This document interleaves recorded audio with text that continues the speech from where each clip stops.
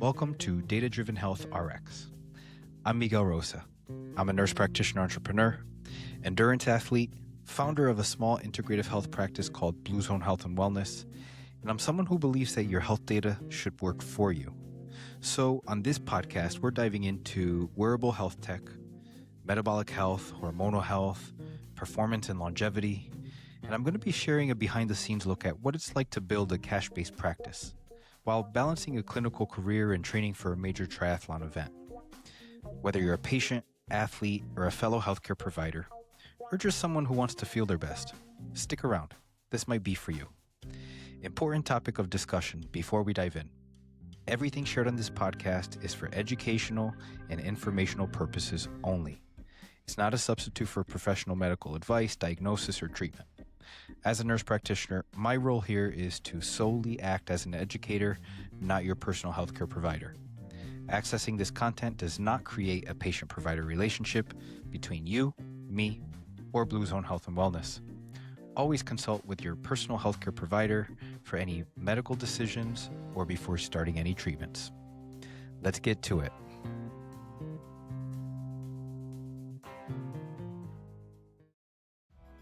So the question isn't really whether glucose is good or bad. The question should be whether our body is using it well and regulating it properly. When it's not working and when your body can't handle glucose loads the way that it's supposed to, that's when we start seeing issues. When people demonize glucose or act like we should avoid it entirely, they're missing the point. The issue isn't glucose itself. It's what happens when our body loses the ability to regulate it well. Hey, what's up, guys? Welcome back to the Data Driven Health RX podcast. This is Miguel. If you're just finding me, welcome. If you're coming back for more, thanks for being here. The last episode, I mentioned that I'd be talking a little bit about glucose today. So I just wanted to start off by saying something that might seem a little counterintuitive to a lot of folks. Glucose is not necessarily the enemy.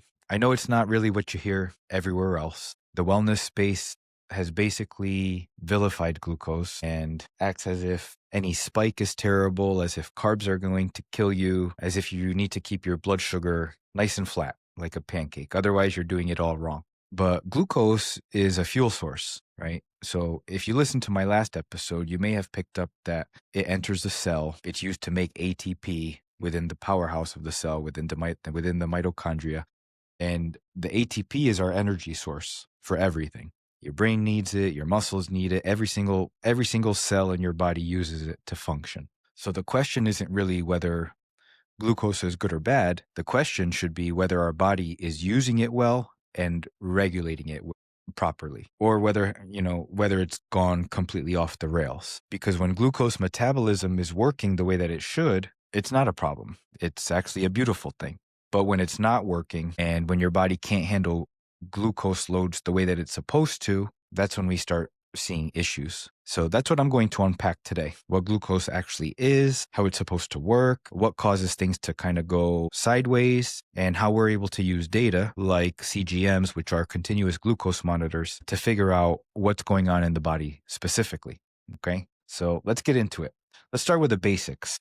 What is glucose? Glucose is a simple sugar. It's the most basic form of energy that our cells can use. When you eat carbs, carbohydrates, whether that's rice or bread or fruit, whatever, any type of carb, your body breaks it down into glucose. That glucose goes into your bloodstream, and then from there it gets delivered to your cells. So once it's inside the cell, that's where the magic happens. I talked about the mitochondria being the powerhouse of the cell. Glucose enters that efficient pathway called oxidative phosphorylation, and it gets converted into ATP. That's our usable energy. Without glucose, or without the ability to use it properly, our cells can't really do their job. Your brain's not thinking clearly. Your muscles can't really contract properly. Your heart muscle's not pumping properly. None of it works. So when people demonize glucose or act like we should avoid it entirely, they're missing the point. We need it, right? The issue isn't glucose itself. It's what happens when our body loses the ability to regulate it well. So back to that glucose regulation, that's where insulin comes in. I think of insulin like a key. It unlocks the door to the cell for the glucose to be able to enter. Without the key, you can't open the door. So when you eat and blood sugar rises, your pancreas releases insulin, and that insulin basically unlocks the door so that your glucose can get to the inside of that cell to be used for energy production. But if the key isn't available, aka the insulin, or if the lock is broken, it can't do its job. So in a healthy system, everything works beautifully. You eat, your blood sugar rises a little bit, insulin does its job, unlocks the cell, your cell gets the fuel, your blood sugar comes down, and it's a nice clean cycle. But when that system starts to break down, when your cells stop responding to insulin the way that they should, that's when we run into problems. And that's what we're going to talk about next. What causes the system to break down? I talked about the fuel source just a minute ago, but what makes our cells stop responding to the insulin the way that they should? It's not usually one thing. It's the culmination of a bunch of things over time. It doesn't happen overnight. And so this is where the lifestyle comes in, the stuff that nobody wants to hear about or talk about, the stuff that we do every day that either supports metabolic health or works against it. So let's start with fuel, nutrition, diet. If you're constantly eating in a way that will spike your blood sugar over and over and over, and what causes that? It's the processed foods, the refined carbs, the sugary drinks, snacking all day long. That means your pancreas is constantly working to pump out insulin. And over time, your cells start to tune it out. They start to become less sensitive to that insulin. They just kind of get used to it, and they're like, we know this guy, we're just going to start ignoring him. It's as if somebody's yelling at you all day, every day. Eventually, you just stop listening, hopefully. You just start to tune them out. The cells basically do the same thing with insulin. That's called insulin resistance. And it's not just what you're eating, it's how much you're eating. If you're taking in way more calories than your body actually needs, especially if they're coming from nutrient-poor sources, that excess energy has to go somewhere. So a lot of it gets stored as fat, and particularly around the midsection. That's called visceral fat. It's metabolically active, it's inflammatory, and it makes insulin resistance worse. So that's why we're concerned with visceral fat. It's really about your overall health. And then there's movement, or lack thereof. If you're sedentary, your muscles aren't using glucose the way that they're designed to. Muscle is one of the main places that body stores and uses glucose. So if you're not moving, then you're not contracting those muscles regularly, and the glucose just kind of stays in the bloodstream a little bit longer than it should. Exercise, on the other hand, it improves insulin sensitivity. Your muscles pull glucose out of your blood to use it as fuel. And this is one of the most powerful tools that we have to keeping our metabolism healthy. That's why I really love, hearing when people say that they go for a walk after they eat. Because after you eat, your sugar is naturally going to spike, and then you're contracting those muscles, and that's naturally going to start to pull some of that glucose out of the bloodstream. And then there's stress and sleep. Those are two things that people don't think about enough when it comes to blood sugar. Chronic stress elevates cortisol, and cortisol raises blood sugar. It also makes your cells more resistant to insulin. So if you're running around the clock with stress all the time, whether that's work, relationship stuff, or just feeling overwhelmed all the time, it affects glucose regulation. Same thing with sleep. If you're not sleeping well, the body doesn't recover the way that it should, and that throws your hormones out of whack. The insulin sensitivity drops. During the day, you might crave more sugar and carbs just because your body's looking for quick energy, and it's a vicious cycle. You might notice that your sugar spikes during the day just because you're so tired, your cortisol is high just from not sleeping well. So when I say glucose dysregulation, I'm talking about all of this. The nutrition, the lack of movement, the chronic stress, the poor sleep, all of it compounds. And over time, that clean cycle of energy production that we talked about earlier, it stops working.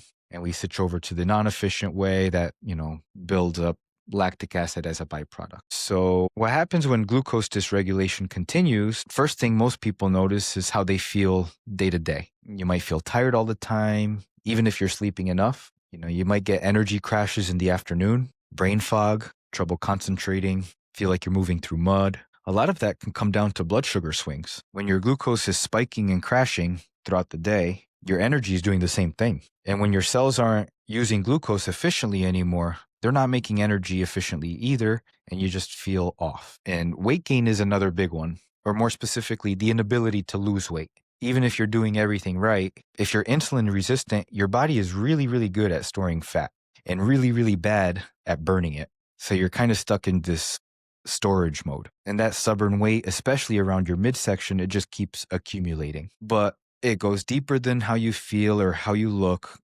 Chronic high blood sugar is inflammatory. It damages blood vessels over time, increasing your risk for cardiovascular disease, heart attacks, strokes, all of it. Puts stress on your kidneys, can affect your vision, messes with your nervous system. So if it continues long enough, you're looking at prediabetes or type 2 diabetes. And at that point, your body's ability to regulate glucose is already seriously compromised. Your pancreas is already working in overtime, just trying to produce enough insulin to keep up. And eventually it can't keep up. So there's also the hormonal piece. Poor glucose regulation affects sex hormones. Whether it's worsening symptoms of perimenopause or menopause in women, it can lower testosterone in men. It disrupts cortisol, it disrupts thyroid function, all of it. So when we're optimizing glucose metabolism, we're not just preventing diabetes. Okay? We're talking about long-term health, brain health, cardiovascular health, your hormones, your overall quality of life as you age. This stuff matters. So that's where this continuous glucose monitoring stuff comes in. A CGM is a small sensor that you wear on your arm or your abdomen, and it tracks your glucose in real time, 24 hours a day. And the data that it gives you is actually, it's pretty incredible. Instead of guessing what's happening with your blood sugar, you're actually seeing it.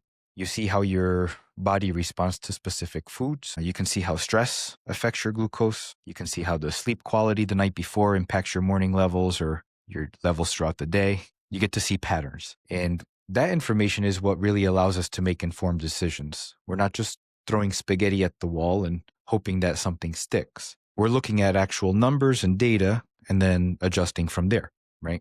So for some people, it's very simple as just changing the meal timing or just adding more protein into your day to regulate those spikes. And then for others, we might go a little bit deeper. You might have to look at the sleep and the stress management and the hormones. But CGMs give us a starting point.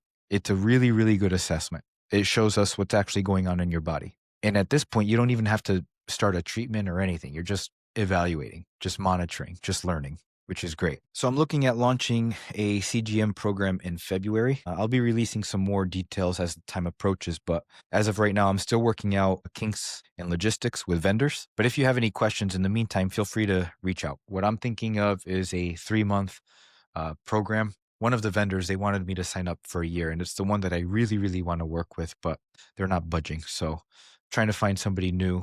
And just a quick update on my practice. The schedule is still open through the end of March. And I just wanted to remind you that if you book your initial consultation before the end of the year, it discounts $50 off that price.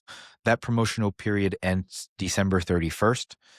So if you've been thinking about working with me, now's the time because we don't have many days left in this year, believe it or not. You can schedule your appointment on my clinic website, www.bluezonehw.com. You'll see a schedule an appointment tab there, or you can reach out directly to me by email at miguel@datadrivenhealthrx.com. That's miguel@datadrivenhealthrx.com. Please do not include any personal information if you are sending me emails. They are not secured, so no health information, please. If you have any thoughts, questions, or just want to share what resonated with you from this episode, go ahead and drop them in the comments or shoot me an email. I actually really love hearing from you guys, so don't be shy, right? All right, guys, that's it for this episode, for episode 3. Thanks for hanging out with me again today. If you haven't already, hit that subscribe button or follow.